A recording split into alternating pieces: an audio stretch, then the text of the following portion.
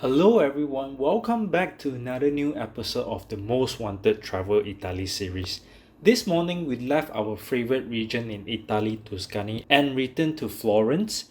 We are spending our next 2 full days here in Florence exploring the city. It is lunchtime right now, and first thing first we visited the Mercato Centrale Firenze, which is the central market of Florence, as there is a famous food hall located at the first floor of the market, where you can get all sorts of Italian foods over here. We ordered ourselves some gnocchi with tomato paste and cheese and a classic focaccia bread. It is so crowded here, the food prices are on the higher side and the taste is not great as well, which is kind of disappointing to be honest. However, it is a good place to get all sorts of food without much traveling.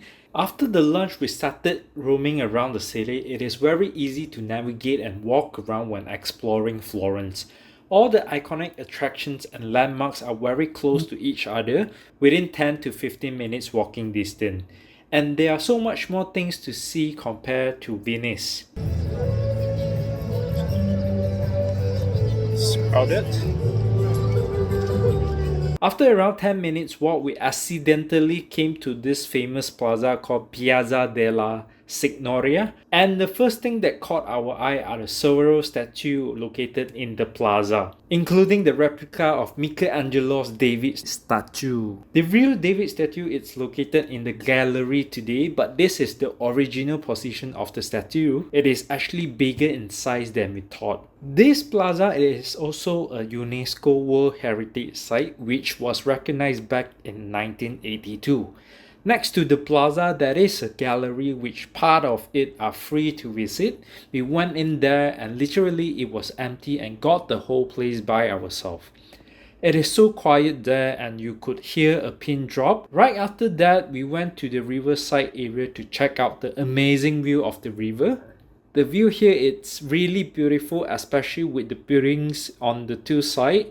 It looks like a painting. We then continued to check out Ponte Vecchio, the famous bridge. Over here, it is full of jewelry shops, so be careful when you are visiting this bridge with your girlfriends or wife or fiance, as they might spend a few hours over here for shopping and ended up spending a few €1,000. So be careful of that, guys.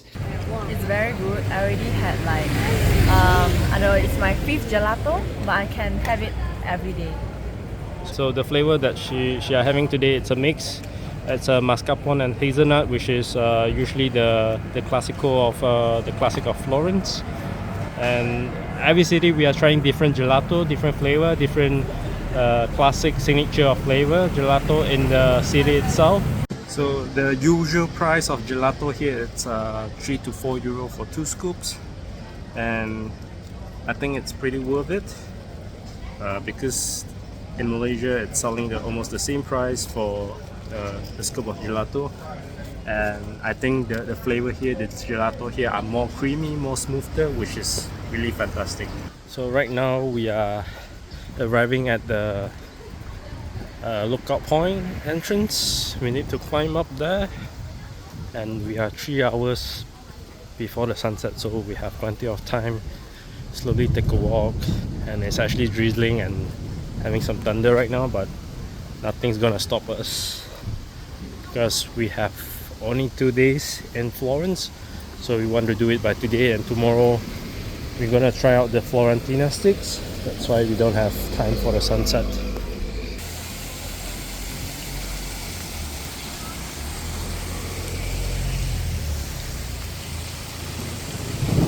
It's raining, it's getting heavier. I don't know whether we should continue or we should find some place to hide for the rain.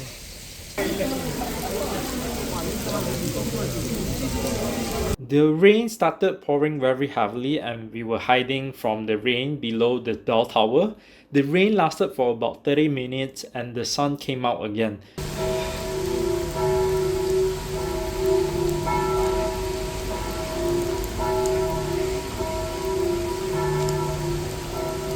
Afterwards, we continue our hike to the viewpoint. We are glad that we didn't rush to the top before the rain poured, as there is literally no roof to hide from the rain from here. The rain helped to clear some crowds from the top and leave us with a magnificent view. After about 30 minutes, the crowd started to show up again and ready for the sunset. And there was a live band performing in front of the staircase, facing the Florence city view. Make sure you arrive an hour earlier before the sunset to secure a beautiful spot for the live music and fantastic sunset view. That's where I want to stay.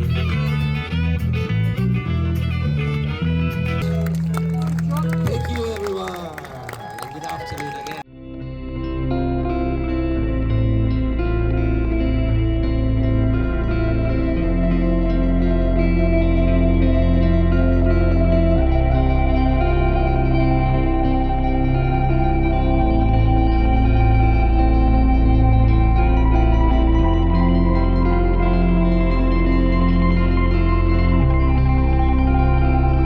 This is absolutely stunning. It's beautiful from outside. I mean, comparing to Sagrada Familia, it's something different. This is more traditional, and the architecture is very aesthetic as well. It's beautiful. Look at the workmanship. It's our last full day here in Florence. Our agenda today is to check out the Florence Cathedral, also known as Duomo di Firenze, and then do some food hunting around the city. We arrived super early, but when we arrived here, there was already a queue, and the queue is still crazily long all the way until the back of the cathedral. The cathedral, it's a UNESCO World Heritage Site, and it is also the most iconic landmark here in Florence. And surprisingly, it is free to visit, so make sure you spare some time and prepare to queue up when you're visiting here in Florence for this cathedral. During the queue, we get to enjoy and check out the exterior artworks of the cathedral. It is truly a masterpiece. After 45 minutes, we finally see the entrance, not too far away from us. So maybe another 15 minutes will be there.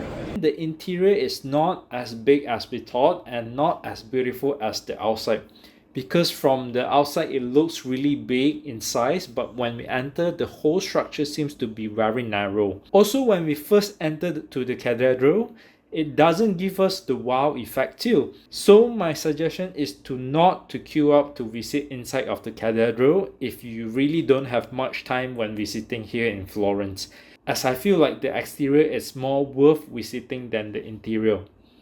However, the central dome itself is one of the most beautiful dome masterpieces that we have seen here in Italy. This is our last night, final night here in Florence. We total span of 4 days in this particular region, including the Chianti area that we stay, having that beautiful wineries view from our Airbnb. I would say we prefer the nature side. We prefer the Chianti area. We really enjoy really much over there, doing some wine tasting, also having the truffle hunting experience, which is really fantastic. Florence, for us, the town itself, for us, it's a little bit too touristic, I would say. And beside that, we really can't find a lot of things to do besides just checking out the different attractions, like the famous church, the famous bridge, and also the sunset viewpoint. That's the few one that we went to. But I do really like the food options here in Florence, which is really fantastic. To be honest, everything is tastes so good over here in Florence. I would definitely give Florence the food town award, right? If let's say the whole Italy trip, Florence is definitely the place that you must come and try out the food. For example, the steak that we had earlier, the T-bone steak that we had earlier, it's just extremely delicious, extraordinary. Even though it's just so simple, you just put it on grill, pepper and salt. The quality of steak itself is just fantastic.